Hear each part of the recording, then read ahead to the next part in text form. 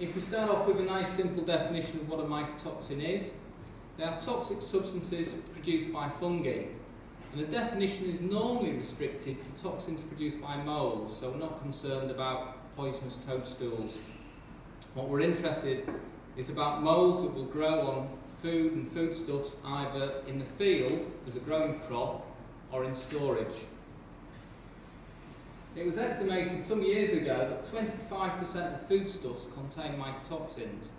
And this is probably an underestimate because as we have more sensitive analytical methods, we find more and more mycotoxins within foodstuffs. As an example, there was a study completed last year in Germany of oat products, and they found 100% incidence. So every oat product they tested contained mycotoxins. Now they were all present at very low levels and were levels not deemed to be harmful. But it's important to note that they are pretty much omnipresent within some foodstuffs such as the cereals. So an important issue is to consider if mycotoxins are a health hazard, and it's important to note that within Europe, the quality of our diet and the quality of animal feed is very high, and the risk of illness due to mycotoxins is very low. But we have European legislation and we have guidance limits, and these have been introduced to both maintain and improve safety of food and feed. I want to just clarify a bit with regards to units of measurement, because I'll be referring to parts per billion, and mycotoxins, because of their high toxicity, are usually measured in parts per billion, or micrograms per kilogram.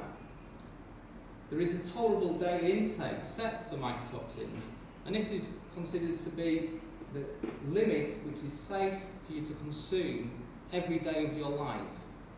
So it may not be hazardous to consume above that limit, and particularly if you're only consuming above that limit occasionally. But that's considered a safe limit to consume on a daily basis.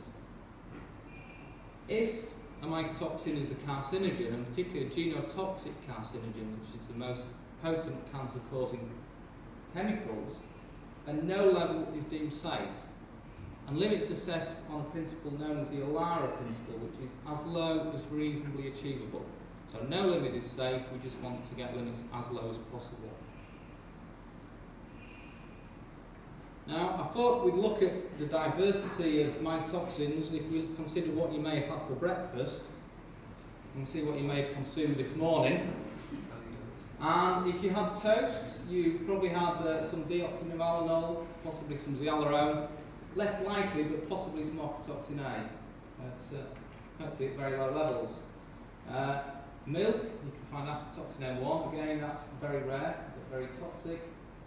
Coffee, octatoxin A, patchoulin in your apple juice, fumonisins, deoxynivalenol and zearalenone in your cornflakes, and best of all, for a good diverse mixture of fusarium mycotoxins, HT2 and T2 you'll find in oats, deoxynivalenol, zearalenone in the wheat bran, octatoxin A in the dried fruit, and aflatoxins in the nuts. So muesli is by far the best mixture.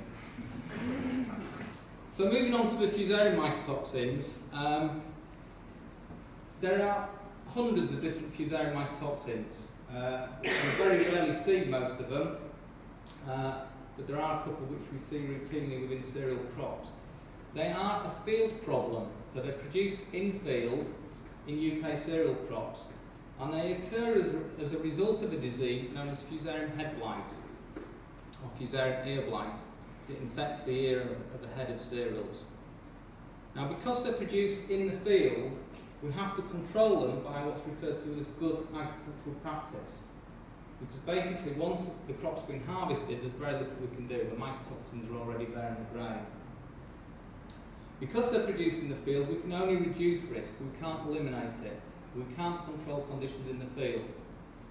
Storage mycotoxins, we can actually eliminate risk because we can control the humidity and the temperature in stores, so we can stop any mycotoxin production. In the field, we can only reduce risk. So I want to say a little bit about how we get these mycotoxins occurring in the fields. And related to this disease here, fusarium head blight, here you can see some typical symptoms where you get this partial senescence of the ear.